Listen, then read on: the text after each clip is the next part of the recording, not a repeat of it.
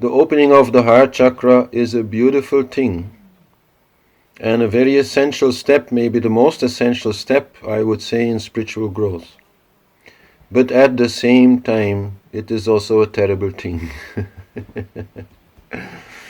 Before it happens, other people can do whatever you want. You may feel upset about it, you may feel threatened with it, and so on. But in your heart, you will not really be touched. But once the heart opens, then, yeah, you allow your little me, the little ego, to exist.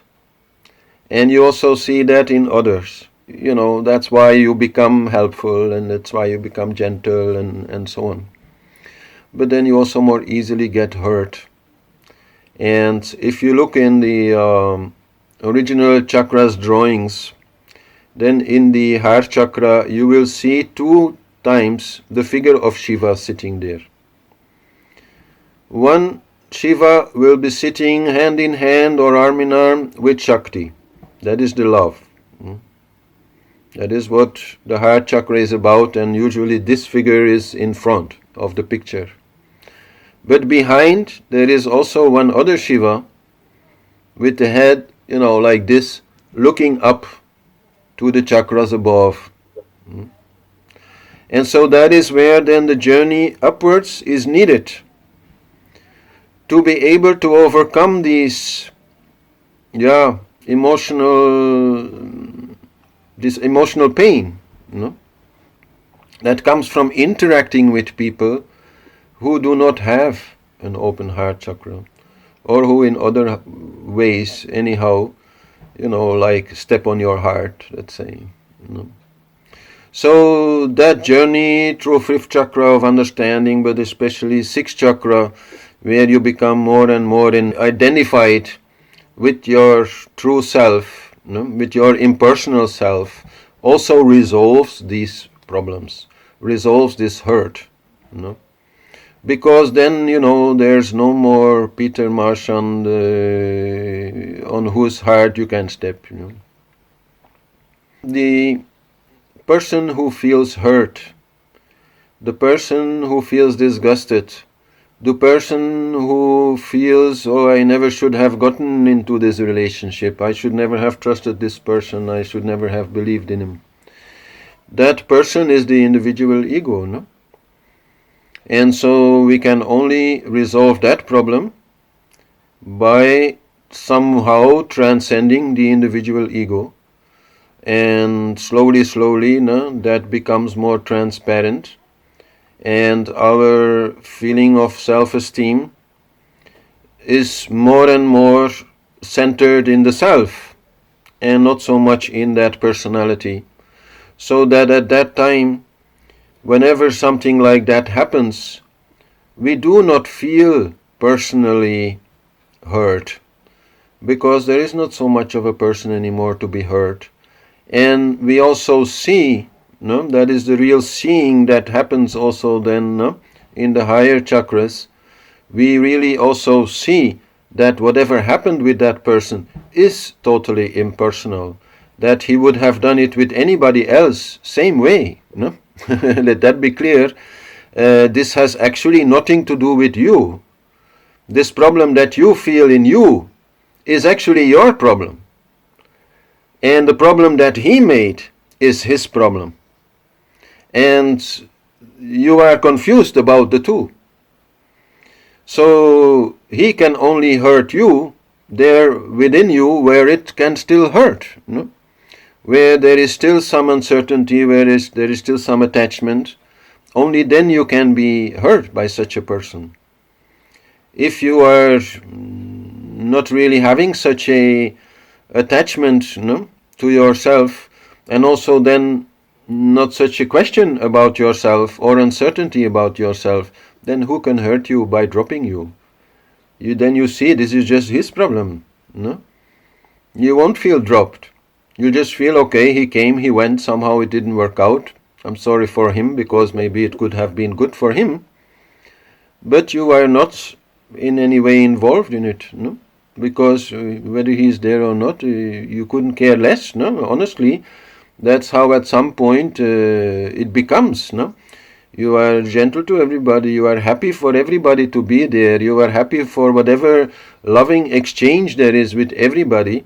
But when people come, okay, at some point they go, and you also just accept that, and you don't attach any personal importance to it. No? So then you become a little bit immune, no? Slowly. No? The people you love the most can hurt you the most. That is always a very important rule. So, okay, some people for sure they can still hurt me. Yeah, because I am attached to them, and somehow in me, in my ego, my self-worth is attached to their love, no? Their appreciation for me. So if at some point that appreciation would totally go and they drop me, I'd feel hurt. Yeah, for sure. No? That is still there. But only few people, no? Because for most people, I have learned, and I think everybody somehow learns, that you cannot depend on them. No?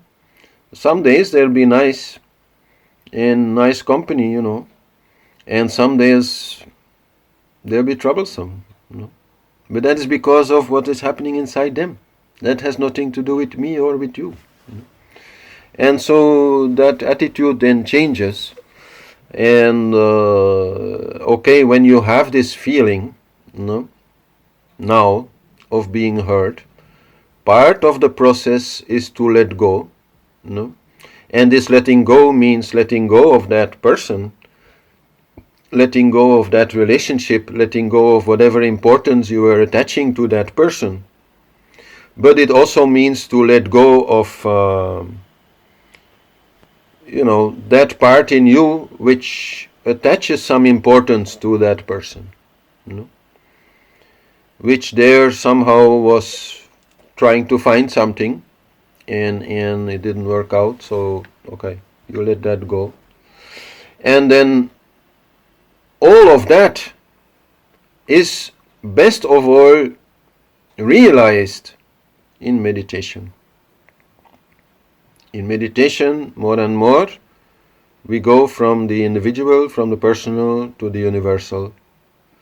And so more and more we will see things in that way and feel in that way. And so that's where then your hurt can be solved. And I would say another way, because meditation also, is a matter of practice and experience, what you can achieve there. The other way is to say, okay, this sugar went, what other sugar is there? To solve your hurt. Don't, withdraw into that unhappiness, but connect to other people where you feel that it might, give you a good feeling. That is always there. There's 7 billion people on the planet. Some are really very nice. So when some other people, they are really not suitable to your taste, in that way it's maybe even also personal, some others can be found, and move forward. And if no others are there, talking about rasa technology there, using love to solve that hurt. If no love is there, then beauty is always there. Beauty in nature, beauty in art, beauty in music, beauty in making good food. These are all things which will also somewhat reduce that feeling of being hurt. Because that rasa then will be more created inside of you. That is the beautiful purpose of art, or most essential beautiful purpose of art, to create love inside of us. And in that way you can really regenerate love inside of us. That should not be underestimated. I mean, like let's say if you have a love relationship and at some point it ends. Maybe for some people it will take a long time before that feeling of hurt or that feeling of lack of that other person will go. But the minute they fall in love again, it will go. Really. I've seen it in myself, I've seen it in so many people. I've had people crying about their lost boyfriend for 2 years with me, and then suddenly they meet somebody new and the crying is finished. Then you ask, and what about that one? Oh. That is also something very physical happening in the heart. When we have a love connection to someone, this is a nadi, this is a energetic cord which exists between two people. So, and then when those two people separate, that nadi is still there. And slowly it will go. But it can take, months for it to go in, let's say, natural way. And the more we still feel, bad about it and still feel love for that person and still feel it, attached to that person, the longer it will stay. But the moment that we fall in love with somebody else, that cord is cut, boom, and a new cord is made because only one of those, is there, one of those really big ones. So then, we replace one person for another. It is maybe sad to say it like that, but it is like that. So, anyhow, once our heart is open, some pain we will have to accept. There is no love without sacrifice. Whoever you love will always sometimes do something wrong, or which is hurtful for you. Whether it is wrong or not is a different question, but which is hurtful for you. So that you have to accept, it's part of this game. We can be having the most compatible couple, even there. Sometimes something will go wrong and it will hurt. But okay, we are ready to take that. So when more in a general way, we have this open heart and, we love everybody actually, we have to accept a little bit of that hurt. And in accepting it, we also can move beyond it. The moment that we do not accept this feeling of hurt, we get stuck in it. Then we think, why and how could it have been different, and So that's where we get stuck. The moment we accept this to happen, both in the sense that we accept whatever that person did, and we accept also what we feel there, the hurt that we feel, as part of the sacrifice of love, then we can go beyond it and accept this little drama and move forward, not stay too much attached to that. The pain body, as Eckhart Tolle calls it, I always thought that was really a great word that he invented there. We let that pain go and we move towards whatever else there is there to love. Whether it is a song of the Rolling Stones or our neighbor or some other person, animal, plant, many options. Love, anyhow, it does not depend on what is in front of us. It only depends on us. If you go out sitting in a park, if you have that attitude, then all the people in the park, you can love them. And if you are there with that attitude, quite possibly some interaction will happen. Something,